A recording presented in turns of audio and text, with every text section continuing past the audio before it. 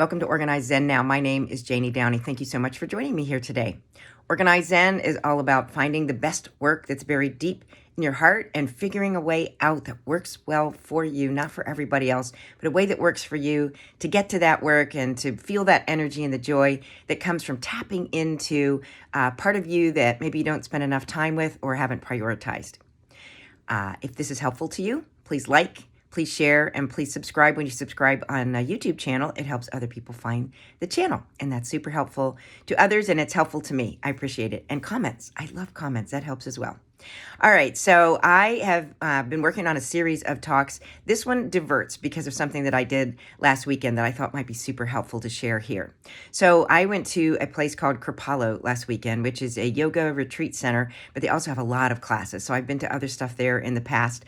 What attracted me there this time was a talk by a woman named Cheryl Strayed. She's an author. She wrote Wild, which you may have seen as a movie with Reese Witherspoon. I'm not a big movie fan, but it's a great book. It's a memoir, but it's an action-filled, it could be fiction. She also read a really neat book called Tiny Beautiful Things. It was based on her podcast called Dear Sugar. So I knew she'd be funky and fun, but you never know with authors. Sometimes how they write is very different than how they are. But Cheryl, true to form, very fun and very engaging, and I learned a lot. So her topic, though, which is what I wanted to share with you, was the story you have to tell. And what I took away from that for everybody, so I love to write, but I know everybody is not a writer, but I still feel that we all have a story to tell. And this gets to that whole organized Zen piece of what's the piece in your heart? What's in there that you want to get done? And this could be writing, but it could also be art. It could be business. It could be friendships. It could be how you interact with your family and friends.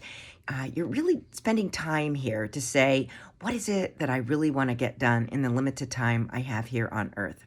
What I think is interesting with this as well is this can really change over time. So I've worked with a number of people who say, I would do this, except I'm not artistic, or I'm not creative, or my brother was always the athletic one, or my cousin was always the one who was the artist in the family, and I can't step into those boundaries. But things change, we evolve. So if there's something you maybe have tried in the past and said, I wasn't successful with it, so I can't do it, or a teacher said, you're not good at this, if it's in your heart, you got to dig back into that to say, I don't care. I want to make this happen. And again, it can be business, art, sports.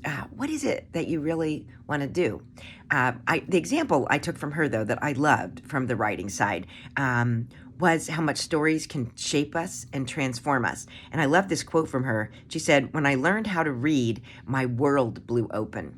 So she grew up in a very poor household up in upstate Minnesota, single mom trying to raise kids, and no money, and then books. And I feel like that's true for all of us. Books are this treasured opening to someone else's life. And what she said was interesting is you can make a deep connection with an author that you do not know and you will never meet. So it was unusual to get to meet Cheryl Strayed, but her book has made a huge difference to a lot of people. She had to deal with a heroin addiction. She lost her mother early on, and her dealing with her own personal sorrow and challenges with that has been super helpful to people. But again, this could be anything, not just writing. But it's all for her about writing from the heart. Same thing true for business, sports, whatever it is that you want to take on. You're looking for that heart. You're looking for work that energizes you, that makes you feel joyous, and maybe it makes you feel a little bit silly, like, oh, I couldn't possibly do this. I've never done this before. So I think anytime you're trying something you've never done before, good for you. Get in there, learn it, and figure out if it's right for you. And if it's not right, you have the right to change again and say, I thought I wanted to be a stand-up comedian. I've always been so serious, but I'm not that. But what about this? And one thing tends to lead to another. She gave a great quote that I love from Maya Angelou.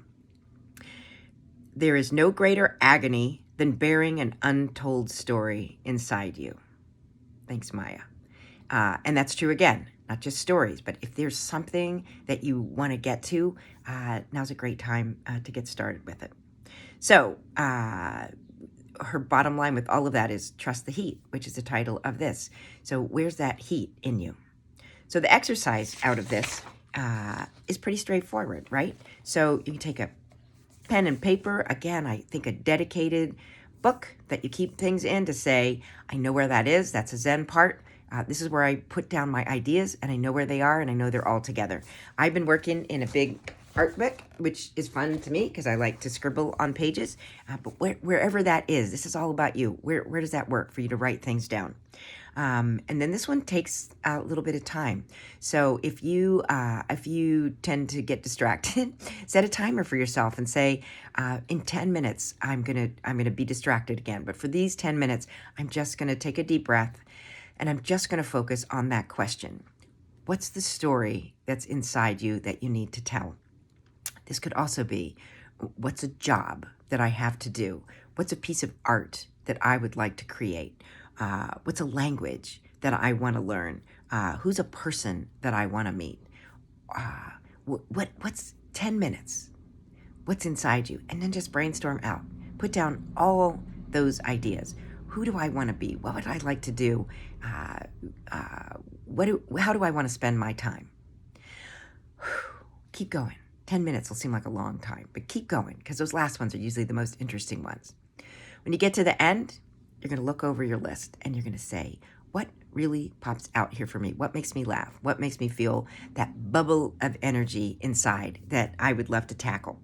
And if you think, I would like to tackle this, but I don't have the money, I'm too busy, I have a full-time job, I would say just give it a baby step. Give it one little step. It doesn't have to be a huge time commitment, but start wiggling your way down.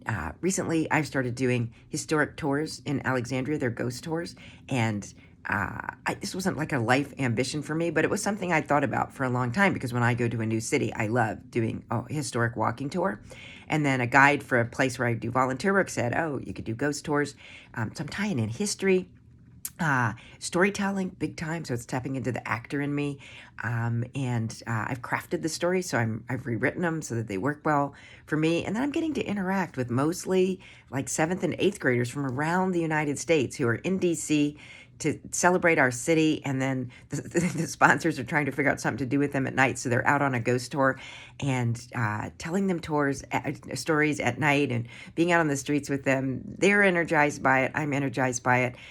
It's super fun. It's not my life work, but it is an energizing thing. And when you find energizing things to do, they lift your energy for everything. So even in a dull moment, you might think, what's my other idea? What is that other thing? Where's the heat inside me? And what can I be thinking about to do with that?